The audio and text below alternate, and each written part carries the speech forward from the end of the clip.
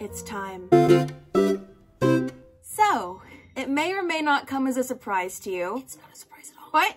Your girl is what you might call a self-proclaimed Omegaverse expert. Thank you, I swear I'm certified. I have read a lot of Omegaverse in my life. And within the past couple of years, Omegaverse has become something of a trend? A funny internet joke, a meme if you will. Just by scrolling through AO3 every night, as you do, I have noticed a huge influx of Omegaverse content. But despite the huge increase of content surrounding it, not many people really know what Omegaverse is or how it works. Even people who want to make content for Omegaverse are sometimes left scratching their head like, wait, what are the basics and staples of all? How do the mechanics work? Those on the outside who have kind of like a peripheral knowledge of Omegaverse know about stuff like the lawsuit, the wolf, the slick. But as for maybe the more mundane aspects and not as talked about topics for alpha, beta, omega settings, the general info just isn't there for the curious onlooker who wants to know the whole gist of it. If I had a nickel every time someone asked me about Omegaverse, I'd have a lot of nickels. And as the resident fandom fanfic lady in your area, it's about time I did my duty and shared the Omegaverse knowledge I've collected over years and years of research, decades of reading Omegaverse fiction. Okay, like maybe 6 or 7 years tops. People, they milk the Omegaverse for the content, the TikToks, the memes, the views, but they do not respect the Omegaverse. What accent was that? Hell if I know. So that's why this guide is here for you today. Today I'll be explaining Omegaverse in depth, how it works, how it ticks, why people like it, why people don't, etc, etc. So you can really understand all the nooks and crannies of this peculiar yet fascinating subsect of literature, and if you really wanted to, sit down and read it yourself once you're done watching. Or at the very least, know what people are talking about if and when it ever comes up. I feel like a lot of you have been waiting for me to make this video for a long time, and I hope you're ready because we are diving all in. We are going full brain rot and getting into all the details, intricacies, and flavors Omegaverse has to offer. Is this gonna be my legacy? The person who made that giant Omegaverse guide on YouTube? Well, what's one more notch in my debauchery belt? Let's get this bread! You know, the last time I fully explained Omegaverse to someone, it was my best friend, who's kind of a normie, and we sat down at a boba shop, and over the course of an hour, I thoroughly explained the bits and bobs of ABO because she asked what it was. She has never asked me to explain anything fanfiction related since. So, what is Omegaverse? Omegaverse, or ABO, is a type of alternate universe in fanfiction, though it has been used in original fiction as well, where everyone is born into different societal ranks with certain attributes, mental and physical, associated with each one. This is gonna sound really cursed when I say it, but it can kind of be likened to one of those, which Disney princess are you? Which Greek god is your parent? What house do you belong to quizzes, in that people are put into these boxes with certain expectations based on qualities they have. Omegaverse is based off of a now defunct behavioral hierarchy system that was popularized by wolf researcher David Mech in 1970 to explain wolf pack structures. We know today that packs are literally just family structures with the parents on the top followed by the pups, and Mech himself later was like, yeah, no, disregard the hierarchy, it's wrong. But for ABO, that is not the case. The A stands for alpha, the B stands for beta, and the O stands for omega. Something to note is that when typing out ABO, take care to put slashes between each letter, as without the slashes, ABO is an Australian slur for Aboriginal people, and it makes a lot of fans uncomfortable, so please be respectful. Omegaverse in fanfic started off as an erotic subgenre, and is sort of like this amalgamation of a whole bunch of different tropes, some of which have actually been around since the 60s with Star Trek. Things like going into heat, societal hierarchies based on biology, slick. Similar Omegaverse systems, dare I say Omegaverse prototypes, came about as early as the 1990s. Contemporary Omegaverse as we know it began in 2010 as an extension of the already existing werewolf and nodding kinks and tropes in the supernatural fandom. Of course it's supernatural. And quickly spread across the fandom sphere in the West, from Marvel to Merlin, eventually reaching and getting popularized in Eastern fandoms like Fire Emblem, K-pop, and Danmei in 2013. I'll get more into the similarities and differences between Eastern and Western Omegaverse later in the video. As of now, the fandoms with the most Omegaverse fanfiction, on AO3 at least, are as follows: BTS, My Hero Academia, Supernatural, Marvel, Haikyuu, and Teen Wolf. BTS has a pretty definitive lead here. Kim Namjoon, Kim Seokjin, Im Yoongi, Jung Hoseok, Park Jimin, Kim Taehyung, Jung Jungkook, BTS. And here are the most common Omegaverse ships on AO3 if you're curious. Traditionally, Omegaverse has 3 ranks, each of which have their own role to play in society, and they're commonly referred to as secondary genders. There is gender as we know it, though a lot of the time it doesn't play as big a role, but on top of that, you can also be an alpha, beta, or omega. There is sometimes an elusive 4th rank, but we'll get to that in a moment. Whether people are born with their rank or develops later in life, be it during puberty or closer to adulthood, depends entirely on the author. In the case of the latter, if it develops later in life, it's often referred to as someone's presentation. Like, say there's a story where people start developing their ranks in high school. You'll see stuff like, oh hey, did you hear that Dave presented as an alpha last Tuesday? Presentations are usually triggered by certain genes activating along with environmental factors like pheromones in the air. A lot of variability with this though. Alphas typically are what you would call the stereotypical macho type. They're the ones in charge, the leaders, the top dog, if you will. They're strong, often in positions of power when it comes to occupation, and conventionally are the more dominant ones in relationships, though it's not a requirement by any means. Next, you have betas, who are essentially your average Joe. They're the worker bees, if you will. They mind their business, and they're as close as you can get to a normal person in this alternate universe, keeping the peace, running things smoothly, and helping to make sure that everything stays orderly and organized. And then there are omegas at the bottom of the pyramid, usually. Omegas most of the time are what you would typically associate with your traditional housewife or house husband. Nurturing, in charge of the home, they bear and raise children, and they're often written to be submissive, but that's not a requirement by any means. They're usually seen by the other ranks as meek, fragile, delicate, must be protected and coveted at best, or only good for baby making at worst. But sometimes there is an elusive 4th rank that gets thrown into the mix. Sigmas, or enigmas, but I usually see them referred to as sigmas. Sigmas can surpass even alphas on the hierarchy and are incredibly strong and powerful, sometimes possessing special abilities to make anyone submit to their will. But usually, sigmas are incredibly rare. Sometimes they're even hunted down, since they're seen as a threat to the usual pyramid. They operate as lone wolves a lot of the time. Think of them as like the Giga Chad of Giga Chads. On the surface, they're pretty indiscernible from alphas, except they could easily overpower an alpha if they wanted, but they're not really included in Omegaverse regularly, otherwise it'd be SABO. It's more like an extra thing a writer can add in if they want to, but otherwise don't worry about it. Gammas and deltas are sometimes things too, but again, rarely included if at all. It's more of like whatever the author wants to play around with. As long as you get the gist of alphas, betas, and omegas, you're chillin'. As for the distribution of alphas, betas, and omegas in society, it really depends. I've seen instances where it's pretty evenly split between the 3 ranks, or betas will be the most common, with alphas and omegas combined making up like 20 to 50% of the population. Sometimes alphas are a rarity and are seen as ultra special and, oh, gotta get them hella bitch. But I've seen the converse of that scenario more often, where omegas will be really, really low in number, in which case everything will either flip and they're suddenly being really valued in society and seen as queen bees, or the opposite could happen and they're treated like trash and are seen as useless baby machines. When we're talking romantic relationships, 90% of the time it's going to be an alpha and omega pairing. However, if you know where to look, there's actually a decent amount of alpha and alpha, omega and omega, any iteration of beta and alpha or beta and omega. Betas usually draw the short end of the stick when it comes to pairings, just because they're so normal and usually don't have any of the extra accessories, assets, goodies Omegaverse offers. A kind of funny but also kind of sad theme in Omegaverse is that you'll have all your pairings with your alphas and omegas, and then your token beta friend. Betas will usually end up with other betas. It saves them from having to deal with all the extra stuff. But if a beta does end up with an alpha or omega, sometimes it's not a big deal. Other times, stories will include conflicts where the beta is trying to find their place and be comfortable in what would be considered an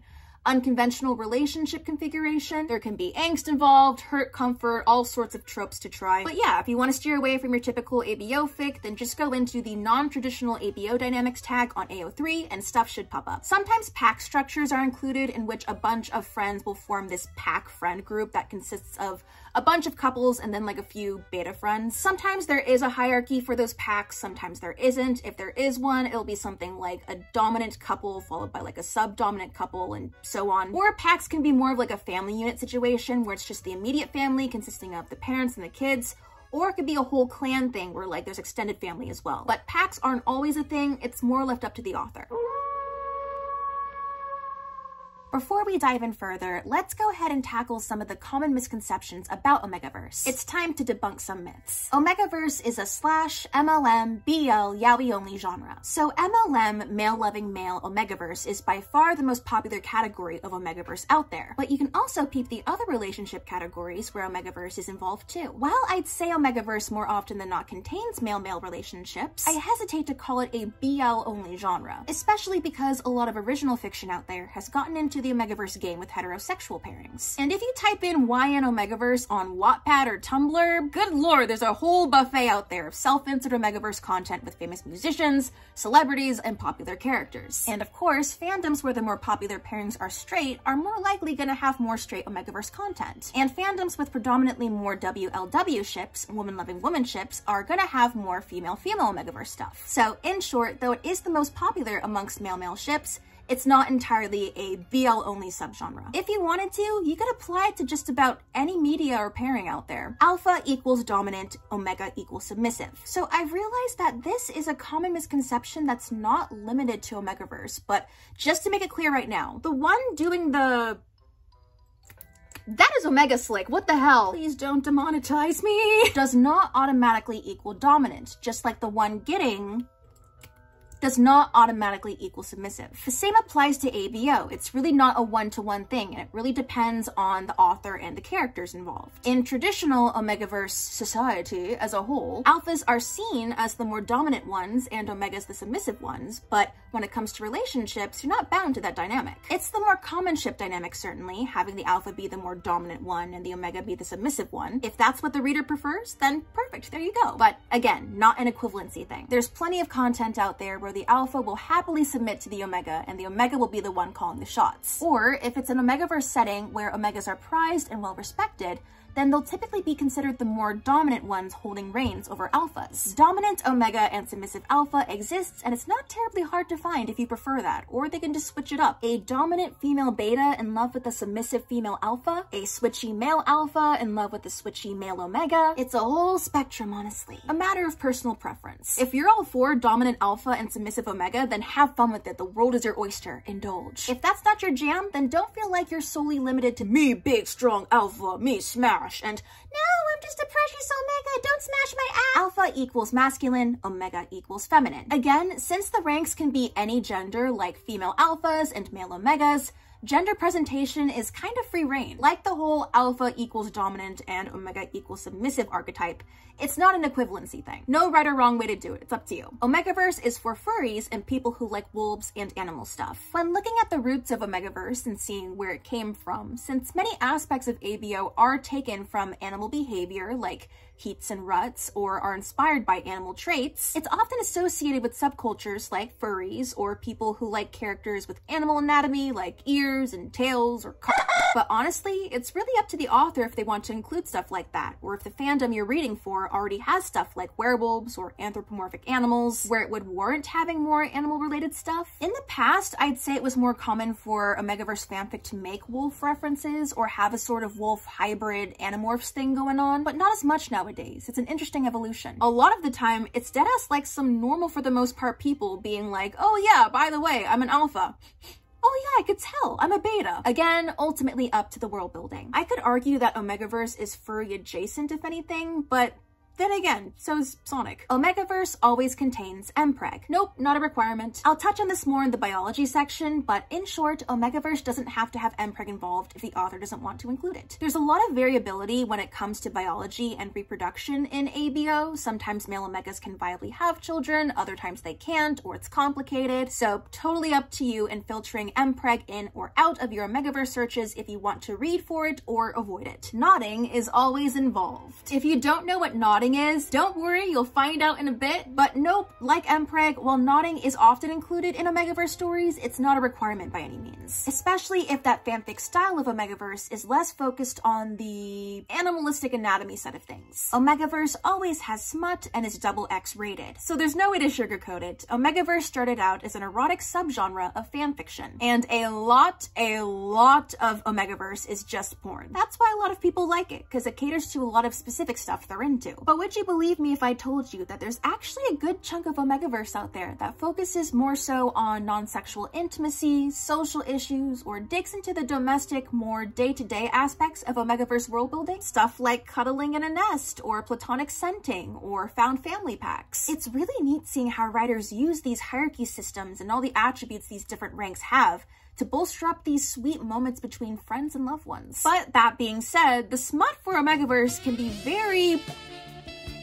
So there's really no right or wrong way to do this. Does Omegaverse contain smut a lot of the time? Yeah, I mean, it is still kind of considered an erotic subgenre. I know a lot of people like to proclaim that wholesome, fluffy stuff is better than spicy, smutty stuff in fan spaces for some reason. In my head, they're just like two different genres. Like, why would you want to pit them against each other in the first place? Both is good. But if smut's really not your thing, then there's still plenty of content out there that will let you explore this alternate universe without the spicy stuff if you want. Or at the very least, if an Omegaverse story's premise compels you, then you could just read the story and skip over the spicy bits. There's no right or wrong way to do it. Just enjoy what you want to enjoy. I will say, if Omegaverse just isn't your thing and it squicks you out, then that's totally fine. Kudos to you for knowing what you like and don't like. With Omegaverse, because there are so many different versions of it with different stories pulling from different tropes from various sources, it's more an umbrella term if anything. You may have heard of heats and ruts either because you're familiar with animal estrus cycles, or you just have seen those Omegaverse memes about it. But to shed a little more light on the subject, in the context of ABO, heats and ruts are what omegas and alphas each respectively go through, and are modeled after what a lot of animals experience during the reproductive cycles. It's the period of time where alphas and omegas are at their most virile, revved up, ready to go, breedable. Because alphas and omegas are the most common relationship configuration in Omegaverse pairings, they're going to be the ones helping each other go through heats and ruts. An extra thing to note is that if in an ABO story a person presents as a certain rank down the line, it's usually marked by experiencing their first heat or ruts, or in the case of betas, nothing. Which is why if, say, someone's a late bloomer, they'll often be mistaken as a beta until their first heat or rut happens. When an omega goes into heat, which can happen from once a month to once a year, depending on the writer, I'd say on average, it's more of a biannual or quarterly thing. Omegaverse brain rot coming in clutch. But yeah, before an omega goes into heat, they'll experience a period of time called preheat, and this is when they start to feel a little off, slightly warmer, a bit clingier, sort of like a warm-up prologue to the main event. Kind of like a warning too, like, hey, your heat's coming up, you better have a plan. And when the heat finally strikes, the omega will feel very feverish, hot, sweaty, needy, and very horny, baby.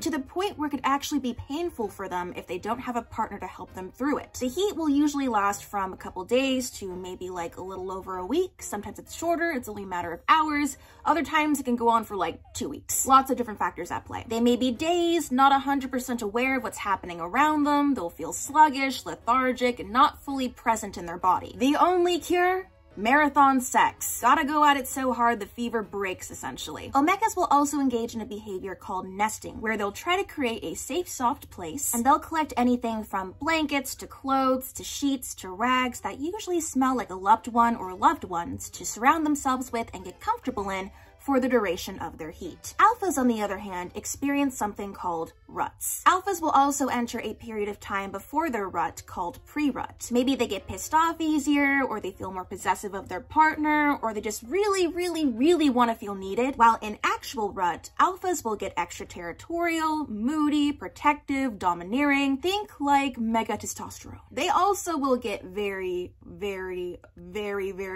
baby, and can get kind of rough while engaging in spicy activities, and oftentimes have very little control over themselves or their senses and can go on autopilot. Can't talk, must. They can get aggressive if they feel threatened during this time, and will sometimes try to overdo it when it comes to showing they can provide for their partner. Doing things like going overboard when buying food or groceries. And like omegas, going through a rut alone can be painful for them as well. Emphasis on can be. Again, Omegaverse has so much variation that one author could be like, oh, they feel like they're gonna die if they don't have a partner during their heat or rut, and other authors are gonna be like, they're fine, it's gonna be annoying if anything else, they're not gonna die though. While this doesn't always have to happen, sometimes an omega's heat can actually trigger an alpha's rut, or vice versa. In which case, good lord, nobody's seeing that pair for the next week at least. Otherwise, heats and ruts happen on their own schedule for couples. Sometimes they sync up with each other, sometimes they don't. One's heat or rut can be super regular, other times it's just all over the place. If an alpha and omega pair wants to try for a baby, they'll typically wait for their cycles to sync up for optimal success likelihood. Because heats and ruts are a very sensitive time for both omegas and alphas,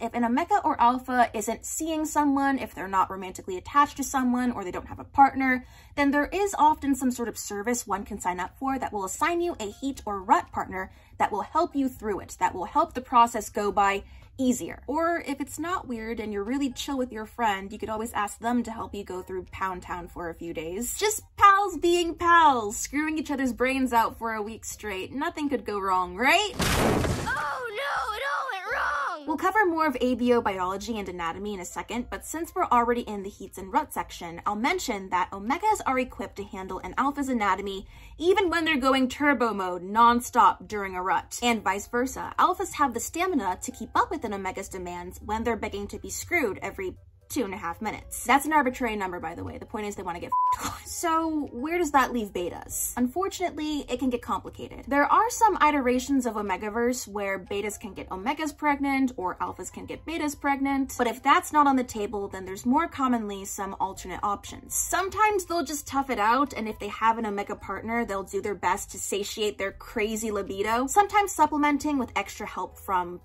tools or toys, which may or may not work. Or if it's a beta with an alpha partner, then a lot of the time it's just hoping and praying they don't get ripped a new one once the monkey brain is activated. But if endurance just isn't an option, then they can either leave their partner be for their heat or rut period and help them through it but not engage in anything frisky, or they can help find a heat or rut partner for their loved one, but that, as you can imagine, can turn into something angsty and sad. But in short, heats and ruts occur in order to try and maximize the chances of putting a bun in the oven because, again, it's the period of time where alphas and omegas are at their most potent. Much of the time though, unless a fixed focus is about a pairing trying to build their family, then heats and ruts are there just so smut can occur. But for those who do like this sort of like, oh, let's make our family sort of Omegaverse stuff, there's a ton of content for that. For readers, it's a combination of having the opportunity to see the sweet intimacy, making sure the person going through it stays fed and hydrated and rested, that they're not in any pain, being very tender with them, as well as getting to enjoy reading wild, unrestrained marathon sex.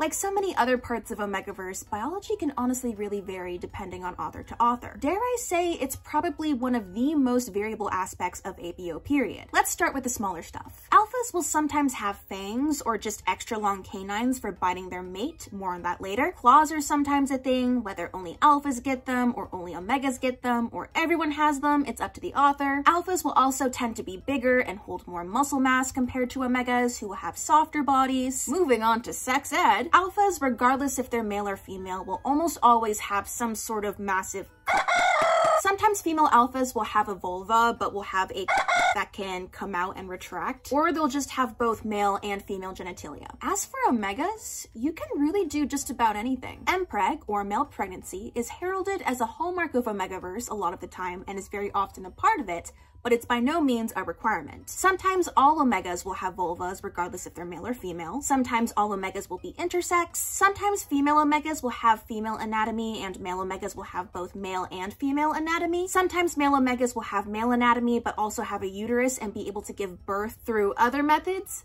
Their butt ass babies. I've seen stories where male omegas have cloacas, which are what birds and reptiles have. It's one hole for everything, do not look it up. And sometimes the only ones who can actually viably have children are female omegas, and male omegas simply can't. Or maybe they can viably conceive children, but they just can't naturally give birth, so they have to get the equivalent of a C-section. Here are some example diagrams I found of Omegaverse anatomy, but again, it varies a lot depending on what the author wants to do. Sometimes authors just don't go into detail and leave things intentionally vague, so it's up to the reader to determine how they want to imagine how everything works. When we get into stuff like reproduction, genetics, how secondary genders are inherited, Again, very, very variable. You can have it where alphas, betas, and omegas are equally able to have children with each other, and depending on the configuration, it's kind of a toss-up of what your children can be. In this case, there can be subsects of each rank, introducing a dominant and recessive hereditary element to it, as if it wasn't complicated enough. The genetics nerd in me is shaking. So, for instance, if both of your parents are alphas, then you're more likely to present as an alpha yourself. But if your parents each had one alpha and one omega as parents, then there is a chance that you could turn out to be an omega. Or if one of your parents was what you would call, I guess, a true alpha, in that both of their parents were also alphas, and if your true alpha parent got together with an omega, any resulting children would be considered sub-alphas, because while they are alphas, they aren't the result of a true alpha-alpha pairing. You can also have it get more complicated and have it so that there are multiple genes at play that determine if you present as an alpha, beta, or omega, and there needs to be certain combinations or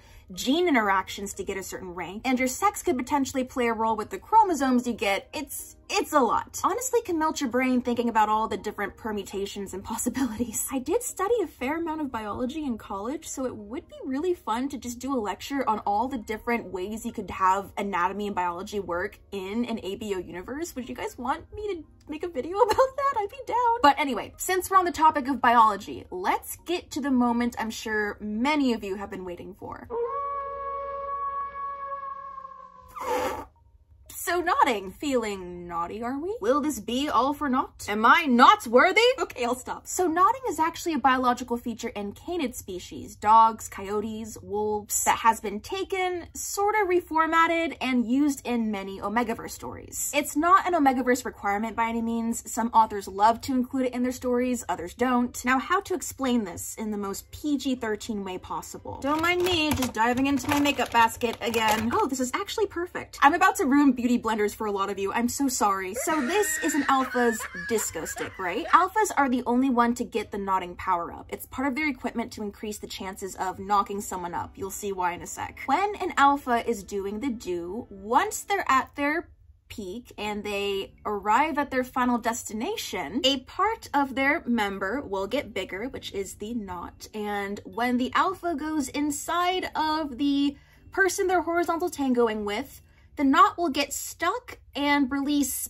copious amounts of baby batter, like ridiculous amounts. And the knot will stay inflated, keeping the alpha and their partner stuck together until it eventually goes down, which can take anywhere from a couple minutes to a couple hours. On average, I'd say it's like 5 to 30 minutes. Curse my brain rot. And then once the knot deflates, the pair can separate. A lot of fans of Omegaverse like this feature because it requires such a high degree of trust between the participants. Like, you're literally stuck together in a very intimate situation until this crazy need is satisfied, and it's a very vulnerable thing for both parties involved. Others like the sort of lack of control that can come with it. The alpha is going turbo mode, and then suddenly, uh-oh, we're stuck.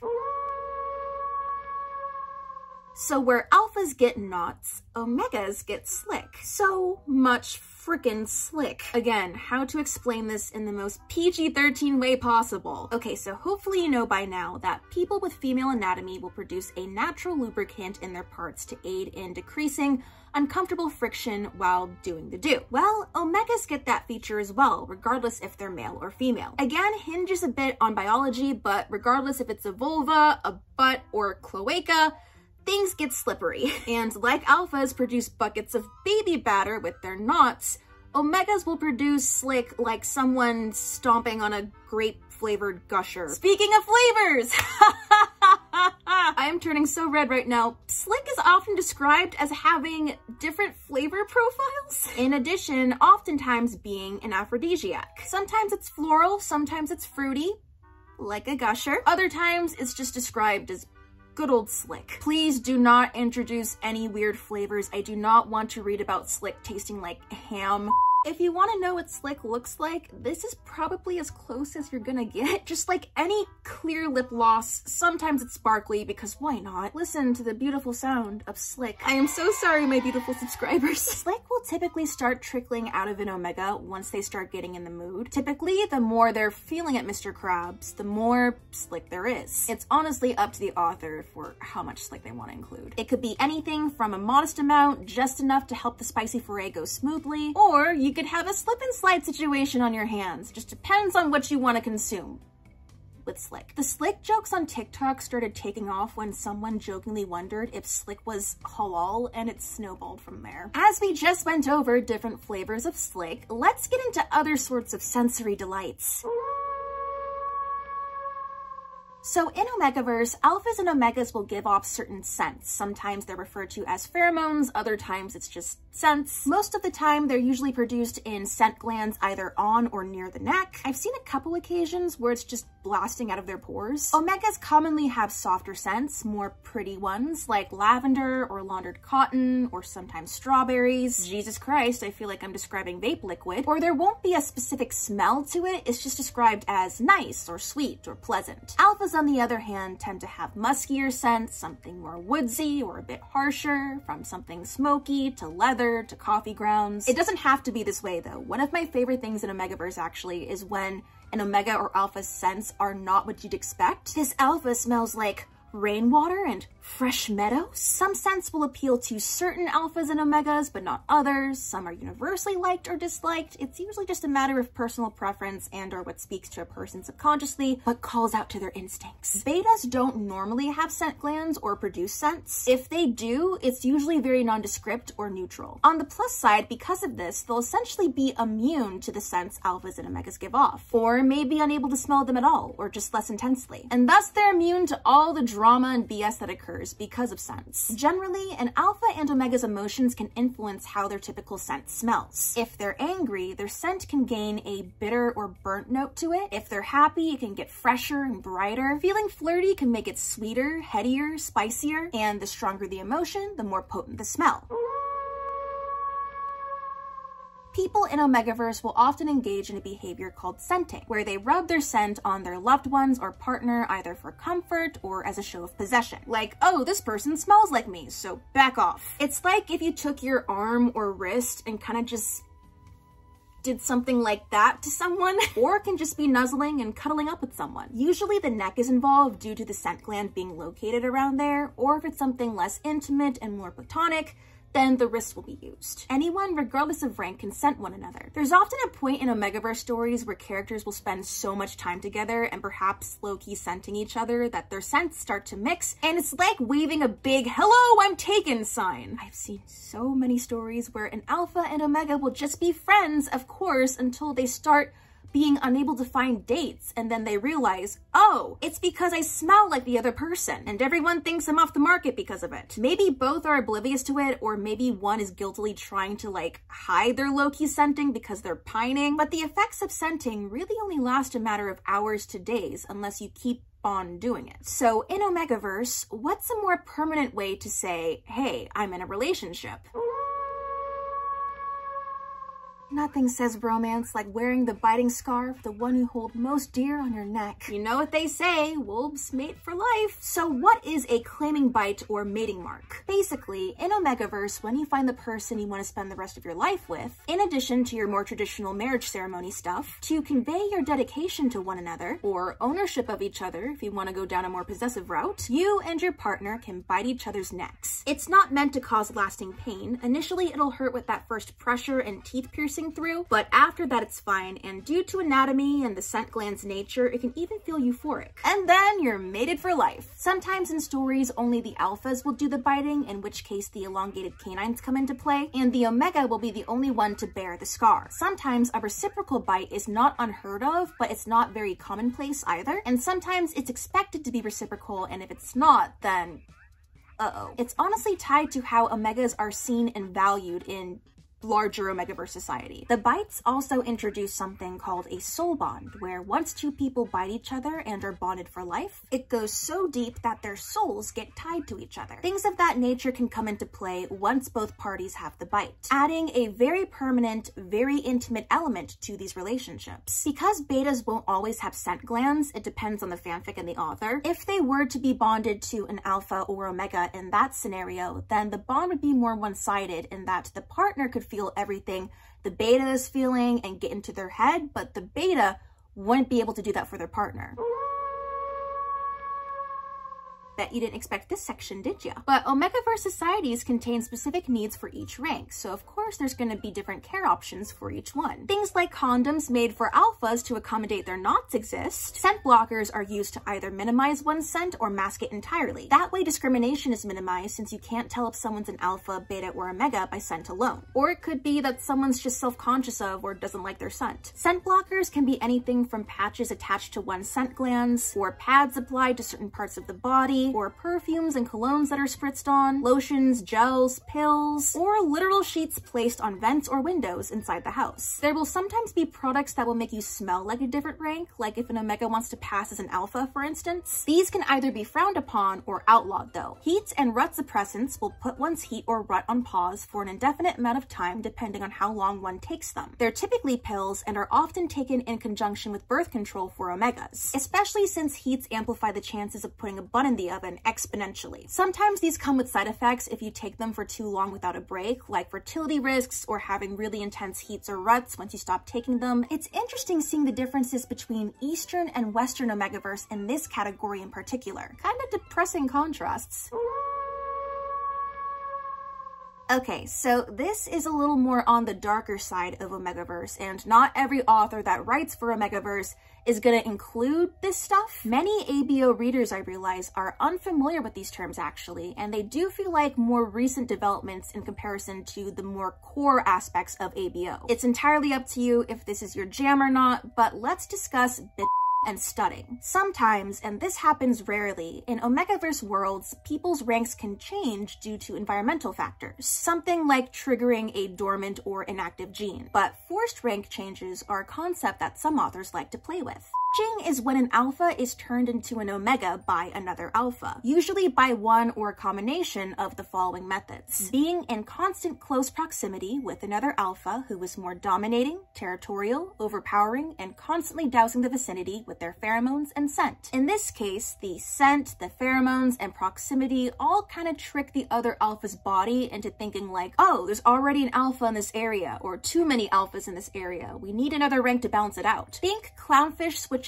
from male to female in order to repopulate. Another method is physically dominating another alpha by fighting or getting up on their space over and over and over, kind of forcing them to submit continuously, which tricks their body more aggressively. And then other methods include putting alpha DNA into the other alpha's food or drink over a long period of time, and or screwing the other alpha to the point where their body is like, clearly another alpha is here and a much more dominating one at that. There's no point in me being here if I'm an alpha as well. Now this can veer into dub or non-con territory, or it can be entirely consensual. I have read instances where there'll be like two alphas who are either besties or at the very least know each other, and one of them is stuck in a forced marriage where the whole thing is hinged upon them being an alpha. And so if they want to get out of it, they go to the other alpha and be like, hey, I need to get out of this arrangement.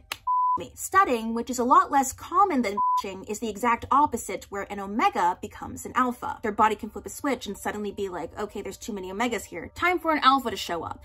And studying are more for those who enjoy a power play, a loss of power or control dynamic going on. They're usually seen as something very taboo in Omegaverse societies, or something forbidden that just shouldn't be done unless someone is really trying to break the rules. The processes typically take a while too, like it's not something that can happen overnight. At the quickest, it'll take like a month at the very least, or if we're going the long haul, then it could take years, during which the alpha getting will slowly lose their alpha attributes and gain omega ones, or vice versa for the omega getting studded. And sometimes at the end of the day, might not even work, and there's only like a few cases of it ever working in history. In Omegaverse, there is sometimes something characters will refer to as their inner wolf, which is kind of like their inner voice that's encapsulating all the wants, desires, and needs of their rank. It can be anything from appreciating how certain people smell, wanting to be close to their mate, feeling really horny, baby. When heat or rut time comes around, the inner wolf usually gets louder and gains more control over a person, making them needier and or more temperamental. Denying or ignoring one's inner wolf can be inconsequential useful or deadly depending on the fanfic or writer. Sometimes inner wolves also serve as soulmate detectors as well, like you'll be walking around and suddenly your inner wolf's like, oh, this person smells great, bite them. Extra abilities can also come with the ranks as well. There's something called alpha commands, where an alpha can force others to submit just by using a certain tone or inflection of voice, or maybe releasing special pheromones. And if someone disobeys their command, then they feel physical pain or some sort of repercussion. In settings where alpha commands are a thing, it depends on the greater Omegaverse society if it's frowned upon or encouraged. Omega calming or soothing is another ability that works almost as a foil to alpha commands, where they can calm the people around them by emitting certain pheromones or speaking in a gentle, soft manner. I've seen instances where betas are either immune to everything or they have their own special set of skills, usually centered around keeping the peace and sort of resetting the current scent and pheromone situation in a room, literally clearing the room and making a blank slate essentially. As for the more spiritual side of Omegaverse, there will be instances where societies worship the moon or deities associated with the moon, or maybe some sort of wolf deity that is in charge of things like assigning soulmates and who gets what rank. This category, like almost everything else in Omegaverse, depends entirely on the author's world building. You can have a very supportive society where laws will be put into place to protect all ranks. There will sometimes be organizations dedicated to protecting Omegas, either during unexpected heats or from alphas too big for their britches, offering services like bodyguards or a place to stay during preheat. Or society can freaking suck and be super corrupt, maybe favoring alphas above all else, ignoring the needs of betas, and on Omegas, or flip the other way around. I have read instances where there'll be like a mandatory matchup by a certain age in a setting where like the birth rate is really low. So they'll have a whole system of like, here are the alphas, here are the Omegas, let's pair them up based on genetic compatibility. So as someone who is actually in a lot more Eastern-centric fandoms versus Western, it's cool seeing how the two handle Omegaverse differently. Mpreg and furry-adjacent tropes were already popular in Japan, so Omegaverse quickly became coveted through doujinshis and fan art, as well as comics and magazines. It became so popular that there are actual storefronts dedicated to Omegaverse in Japan to this day. A concept that is almost always included in Japanese renditions of Omegaverse is the idea of true mates between alphas and Omegas, whereas in the West, it's usually depicted as being less strict. Another difference between Eastern and Western Omegaverse is that Eastern Omegaverse usually veers more towards including animal traits, animal qualities, more of the wolf adjacent stuff, whereas Western Omegaverse, a lot of the time, it's just some guy. The K-pop band EXO released the song Wolf in 2013 that featured a werewolf theme, which jump-started Omegaverse in K-pop circles and then quickly snowballed from there. Chinese Omegaverse is used heavily in original web novels and even has their own terms for alphas, betas, and Omegas. Alphas are called Tianyuan, betas are called Zhongyong, and Omegas are called Kunzi. Another difference between Eastern and Western Omegaverse is that even though it's not as common, in Western Omegaverse, pairings featuring more than 2 characters are more likely to be accepted, whereas the 2-character standard is more heavily enforced in the East, keeping up with the whole true mates idea. Is Omegaverse for you? It is entirely up to you. Hey, if nothing else, use your newfound knowledge to confuse your local annoying dude bros. I've mentioned this a couple times already, but the whole beauty of Omegaverse is that you can really tailor it to what you want it to be. If there's a specific type of Omegaverse you're looking for, then chances are somewhere you'll find it. And likewise if you want to avoid certain parts of it. One person might prefer nodding and scenting in their fanfics, and another might prefer nesting and pack dynamics. You may totally jam with some aspects of Omegaverse and then despise others, and that's totally fine. It's like a build your own Chipotle deal. That being said, if you want to take the plunge into reading Omegaverse, then take care to look at the tags properly to make sure you're getting what you want to get and avoiding what you want to avoid. Omegaverse is a very polarizing AU and very specific flavor of fanfic, but if you're curious and have never read it before and you want to give it a shot, then try it. And if after this video you end up going deep down the Omegaverse rabbit hole and are cursing me for getting you into this in the first place, sorry. Thank you so much for watching this comprehensive guide for how to read and understand Omegaverse. Good God. If you'd like more comprehensive guides for certain flavors of fanfiction that are either very popular or maybe not very popular or just weird, then please let me know. Honestly, chances are I've read something for it, out of curiosity and hubris if nothing else. Let me know if you learned something new in the comments and how you feel about Omegaverse. Thank you again so much for watching, and I will see you in my next video. Bye!